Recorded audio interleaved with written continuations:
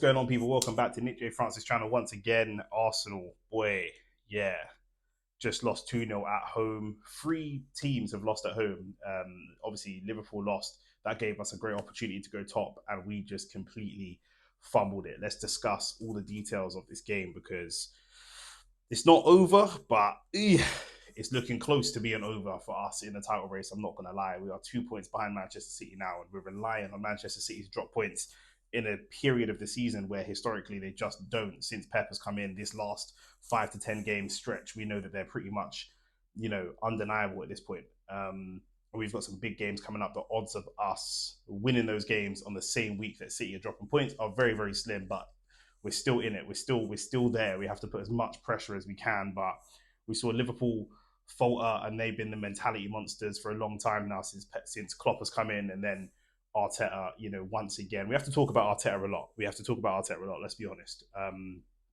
Since he's come into the club, he's divided the fan base. Do you know what I'm saying? A lot of people support him and are big fans of him. A lot of people are not sure. And I think a lot of that is down to name recognition and previous achievements. And it's been 4 years now. He has definitely rebuilt the squad, rebuilt the club, and we are now a competitive team. 100% title race this season, title race last season, Champions League round of 16. We are a competitive club in the Premier League again, and hopefully in Europe.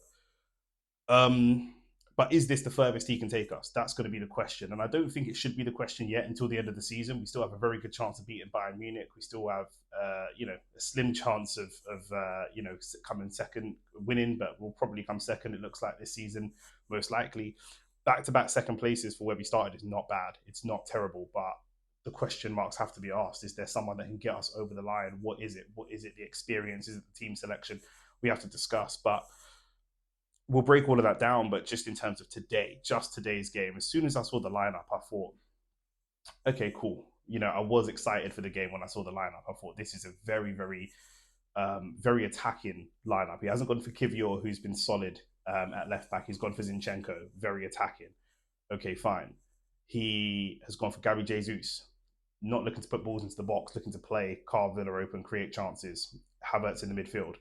Okay, fine. The negative is you're trusting players that you're dropping players that have been dependable and reliable for the majority of the season. It's a big, big change to come and ask these players to come into this game, a big game against Aston Villa. Aston Villa knocking on the door of Champions League, I think in Champions League places at the moment. Aston Villa with Arsenal's ex-manager, Unai Emery, Aston Villa, who beat us at their ground earlier on in the season. Big, big game for a number of reasons. And it's a lot of rotation. Very attacking if it works, and could potentially be a calamity if it doesn't work. And we saw that it didn't work today.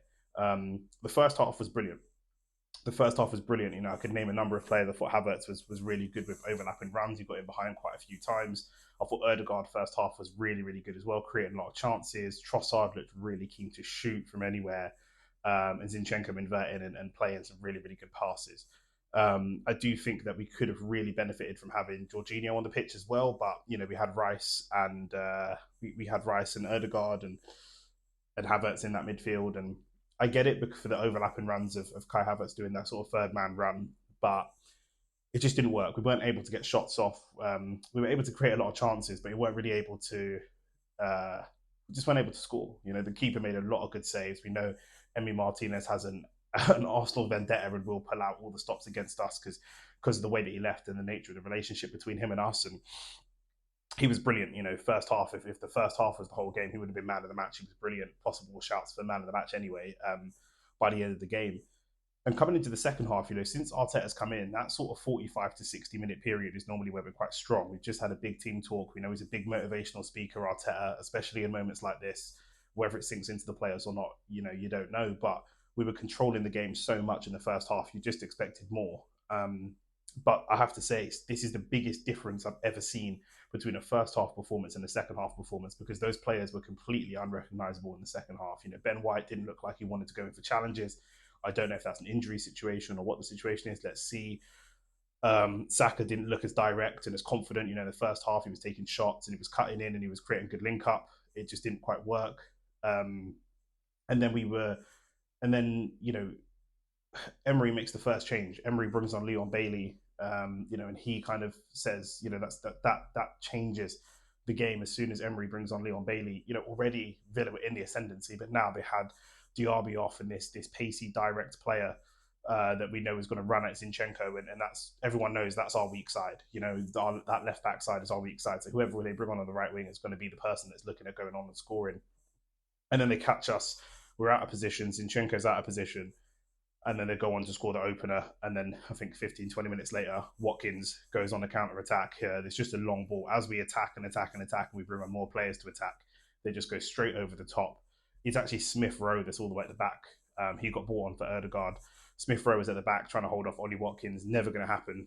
I think the keeper should probably do better because he goes down a little bit early, but really, really tasty finish to chip it over the goalkeeper, and it's 2-0. And we just, I'm not going to say heads dropped. We carried on playing, but we just weren't playing to the same type of standard and the same type of level that we've seen across the rest of the season. So for me, really, really disappointing way to go out. And the substitutions, Tomiyasu comes on for Ben White. I thought maybe Tomiyasu should come on for Zinchenko, to be honest with you. Zinchenko's making a lot of mistakes, very, very sloppy. Yes, he can invert and he can play some nice aesthetic passes and he can create opportunities, but defensively not solid enough, especially when we've got a very defensively sound back line who can all pass the ball. I know that we can go out there and identify a left back, whether that's Jurriën Timber, whether that's Tomiyasu, that can do the same thing, that can be defensively solid and be a ball playing player. Gabriel has learned to do it. He was 7 out of 10 or a 6.5 out of 10 before. He's learning, he's moving into that process. Saliba can definitely do it. Ben White can definitely do it. Zinchenko is the only one that lets that side down. I'm not quite seeing why we're bringing him into the fold for such big games when Kivior hasn't really put a foot wrong since he came in. So that was the first red flag. Second red flag, Odegaard going off for Smith Rowe. Smith Rowe is maybe more of a natural goal scorer than Odegaard. Well, we've seen that in the season before last. But Odegaard was having a quiet second half, I have to say that. But the whole team was having a quiet second half. He wasn't much below the quality of anybody else. It looked like Arteta wanted to make change, but just didn't really know what changes to make. The Tomiyasu one for Ben White, like I said, maybe that's an injury. But the Odegaard for Smith Rowe, completely confusing to me. And then Trossard comes on for Martinelli. And to me, then Havertz goes up top and we eventually bring on Jorginho. And at that point in the game, it's really damage limitation. I don't really know. I don't really think these are changes that, given the ebb and the flow of the game, I don't think these are changes that we really looked at as Arsenal fans and said, right, this guy's coming on. That's it. It's scary hours now. Maybe Martinelli for the pacing behind. But once they went 2-0 up, they could just sit deep. And, this is not a ground where they would have been expecting to win. A draw would have been a good result for them. So a win's a fantastic result for them. And so once they go 1-0 up, they can just sit deep. That we're not going to have as much space to go in and score. And this is the second time this season, I think, that Arteta has been completely outplayed by Unai Emery. I think this was a real Unai Emery masterclass, to be honest with you. Soaked up the pressure really, really well. Rode their luck at times in the first half, I will say that, although Aston Villa fans will argue they did hit the post as well, twice. But I think they rode their luck for most of the half. We should have been 2 up in the first half. And once we went in 0-0, I think that was exactly what Unai Emery wanted, and then started to slowly progress his team through the gears. And I think stuff like that is why he's been such a specialist at European football specifically, because that's a very European way of playing football, not just going out all guns blazing straight away and having your game plan, but really ebbing and flowing through the game. And Unai Emery just completely read Mikel Arteta's mind and outclassed him today. There's no two ways about that. The worry for me going forward is now, how is this going to affect the mentality of the team? We've got Kai Havertz in the team. We've got Declan Rice in the team. We've got players in the summer that we hope can bring a little bit of mentality to this team. In seasons gone by, the worry would be that once we have a loss like this at this time in the season, the wheels come off. We saw Liverpool lose to Atalanta 3-0 at home and then go and lose to Crystal Palace 1-0 at home today. We really have to make sure the next game is an away game. Maybe we can play with more. Our away record's pretty good. Maybe we can just play with a little bit more freedom than the pressure of trying to impress the home crowd. I don't really know, but it's really important that we do not allow the wheels to come off and have a calamitous end to the season. If we aren't going to win trophies, which we may not do, the trophies we're going for, the Champions League, which is extremely difficult to win. We're up against Europeans elite clubs, or the Premier League, we're up against Manchester City. So it's going to be difficult to win these titles. However, if we aren't winning them, we have to go down at least in an impressive fashion. What we've seen in seasons gone by is we've gone down pretty badly. Do you know what I'm saying? Like, the wheels have come off and it's all been a bit of a head loss. this could just be one loss, and we can keep going on from there. We've had a draw against Bayern Munich, which is not a terrible result, and a very, very winnable game with the injuries and Alphonso Davies um, being banned for a game and different things like that. So it's a big opportunity for us to go out there and get a result against Bayern Munich on Tuesday, and that's what we really need to be focused. I think Tuesday or Wednesday, but we need to. That needs to be the focus, and we need to fight. We need to fight hard, and maybe there is an element of picking the players that that you can rely on today. Like I say, it was it was a gamble. Mikel Arteta absolutely gambled. He put out the most attacking team he possibly could, and were we 3-0 up at halftime, people were going, "What a genius tactic that was!" But it just didn't work out that way. And then the substitutions that were on the bench, unfortunately for me, just weren't really impact substitutions. None of them came on and had really much of an impact at all. And I don't think they were the right players for the right moment. So I do think he got a couple of things wrong. But like I say, the key thing now is to keep moving, keep our heads held high, and put in a really, really good performance against Bayern Munich and show what we can do. That will give us a huge amount of confidence going in. We've got Manchester United and Tottenham away. Those are big, big games. And the odds of us winning these games while Manchester City are losing games is going to be very, very unlikely, but we have to give the best account of ourselves every time. We gave a really good account of ourselves today for 45 minutes. The second 45, it was a completely different team. This is going to throw up all sorts of questions about, do we need to go and get a striker in the summer? In fact, you tell me, if we end this season with no trophy, do we need a striker in the summer? Because I do feel like all season, although we've scored lots of goals all season, if we had a 25 goal a year striker or a 20 goal a year striker, I think the league could have been wrapped up already, to be honest with you. Some Arsenal fans disagree with me on that, but you let me know what you think. Do we need a striker? And if we end this season with no trophy, that's 4.5 years of Arteta with one FA Cup to show, yes, he's been brilliant in rebuilding the club, but do we have to start having conversations about who could come in and just get us over the line? Because there are different managers for different stages of football clubs. I'm not there yet. I'm not the Mikel Arteta out person yet. And it's not so much Mikel Arteta out.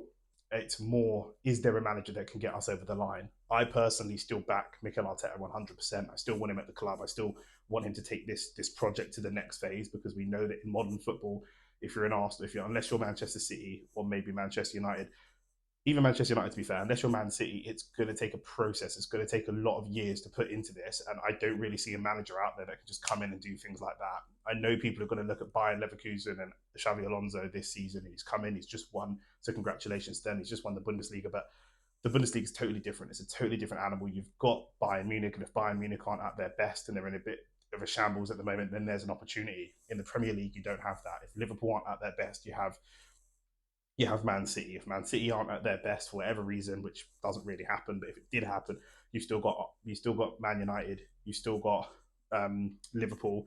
Chelsea are a sleeping giant at the moment with all the money that they've got. Newcastle can upset the apple cart. You've got Aston Villa playing really good football. It's a totally different situation. So I'm not there yet, but what do we need to do to get these trophies over the line? Be it in the next 10 weeks to get big trophies, that's all we've got left, or in the summer, what changes can we make to make sure that we're getting over the top? Because we are a fantastic football team. We're a brilliant football team. Where does the lack of mentality come from? Is it from the players we identify? Because I think we've got 2 Champions League winners. We've got a Europa Conference League winner. We're bringing in players that have won trophies at their respective clubs.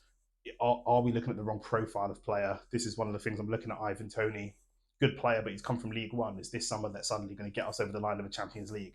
Maybe not, in my opinion. So what things do we need, in your opinion, to get us over the line, to get us winning Champions Leagues and Premier Leagues and different things like that, and really push us to the next level? Because we're close. We're so close. But like I say, the season's not even over yet. So we may well win, but we just have to make sure that this does not rock us at all. And we have to recover, and we have to recover quickly.